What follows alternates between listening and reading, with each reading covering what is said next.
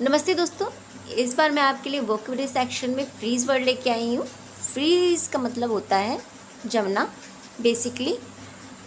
लेकिन please video शुरू करने से पहले मैं आपको बता दूँ, प्लीज़ मेरे चैनल को लाइक कीजिएगा, सब्सक्राइब कीजिएगा, प्लीज़ शेयर कीजिएगा। देखिए वीडियो को आगे बढ़ाते हैं। फ्रीज़ का मीनिंग होता है जमना। इसकी फर्स्ट फॉर्म फ्रीज़ है, सेकंड फॉर्म भी फ्रोज है और थर्ड फॉर्म है फ्रोज़न और फोर्थ फॉर्म है फ्रीजिंग और फिफ्थ फॉर्म है फ्रीजेज। ठीक है। जस्ट इसका प्लूरल फॉर्म होता है वो भी फ्रीजेज ही होता है, यानी कि अगर हम प्लूरल में लिखेंगे एज ए सब्जेक्ट तो फ्रीजेज ही हो गया होगा। ठीक है। क्योंकि ज़्यादातर बच्चों को ये कन्फ्यूजन रहती है कि सेकंड फॉर्म क्या होगी, थर्ड फॉर्म क्या होगी, फोर्थ फॉर्म क्या होगी, फिफ्थ फॉर्म क्या होगी। इस वजह से मैंने आपके लिए इस बार पाँचों फॉर्म लिखी हैं। फ्रीज़ का मीनिंग बेसिकली मीनिंग जमना होता है, लेकिन फ्रीज़ को अगर इसमें एक और वर्ड कनेक्ट हो जाए तो उसका मीनिंग कुछ अलग ही हो जाता है। देखो फ्रीज़ बेसिकली में जमना है, तो फ्रीज़ ऑफ हो गया तो वो ठुकराना, इसका मतलब होता है ठुकराना, किसी को ठुकरा दिया, जैसे कि हमने किसी को ठुकरा दिया, किसी ने हमें ठुकरा दिया।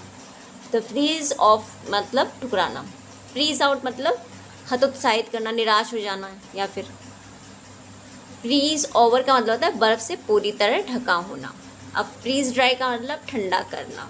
देखो फ्रीज़ का मतलब तो जमना ही है, तो इसकी सिर्फ आपको फॉर्म लगानी है, इसमें तो कोई ख़ास चीज़ नहीं है। लेकिन इसका है थोड़ा, इसको सेंटेंस फॉर्म कैसे करेंगे हम सेंटेंस में देखिए, हर किसी का एक अलग सेंटेंस है।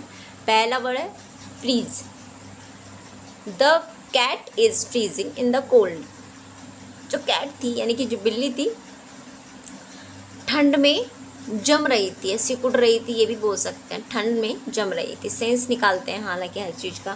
The cat is freezing in the cold यानी कि ठंड में जम रही थी, मीनिंग तो यही निकलेगा। अगला सेंटेंस है इसका, he froze off me on that moment. The froze off का मीनिंग है इसमें ठुकराना, उसने मुझे ठुकरा दिया। ऑन दैट मोमेंट उस पल, या फिर उस मोमेंट पर, उस पल उसने मुझे ठुकरा दिया।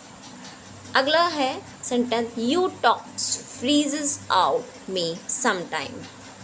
देखो फ्रीज आउट का मतलब होता है हतोत्साहित करना या फिर निराश करना, निराश होना, या फिर योर टॉक्स यानी कि तुम्हारी जो बातें हैं, फ्रीजेस आउट मी समटाइम मुझे कभी कभी हतोत्साहित करती हैं या निराश कर देती हैं। ठीक है।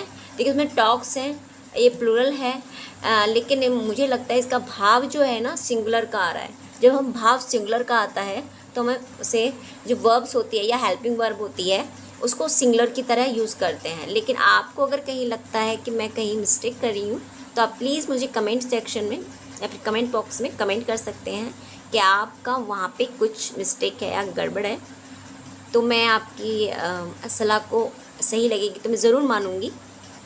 माई car was frozen over. My car was frozen over का मतलब है बर्फ़ से पूरी तरह ढका होना। My car was frozen over, मेरी कार जो थी पूरी तरह ढकी हुई थी, किससे, बर्फ़ से। वॉज फ्रोज़न ओवर हुई थी। ठीक है बच्चों। सोहन, अब देखिए अगला जो इसमें वर्ड है वो फ्रीज ड्राई है, ठंडा करना। ठीक है। Sohan freeze sorry Sohan please freeze dry the milk cream. Sohan से बोला गया है, Sohan please freeze dry the milk cream, यानी कि मिल्क क्रीम जो है उसको आप ठंडा कर दीजिए। कभी कभी हम ऐसा होता है, फ्रीज ड्राई का मतलब ऐसा है, मीनिंग ये बनता है कि जैसे कि हम फ्रिज में कुछ रखते हैं जमाने के लिए, लेकिन हम उसे डायरेक्ट नहीं खा सकते, हम इसलिए जमा देते हैं कभी कभी जिससे वो ख़राब ना हो, या फिर उसका टेस्ट को ट्रांसफॉर्म करने के लिए या काफ़ी दिनों तक उसे रखने के लिए। जैसे मेरी मदर हैं, वो क्रीम को कई दिन तक रख लेती हैं, फ्रीज़र में भी रख लेती हैं, वैसे भी रख देती हैं, और उसको बाहर निकाल के उसको मेल्ट करती हैं और फिर उसकी क्रीम बनाती हैं। तो उस इस कंडीशन को एक्सप्लेन करने के लिए जो वर्ड है वो फ्रीज ड्राई है, यानी कि पहले उसे ठंडा करो और फिर उसे मेल्ट करो। यानी हम उसे और ठंडा ऐसे कर देते हैं, मेल्ट कर देते हैं, अपने ठंडी हुई चीज़ को ही हम ठंडा करते हैं। तो उसके लिए पर्टिकुलर वर्ड है फ्रीज ड्राई।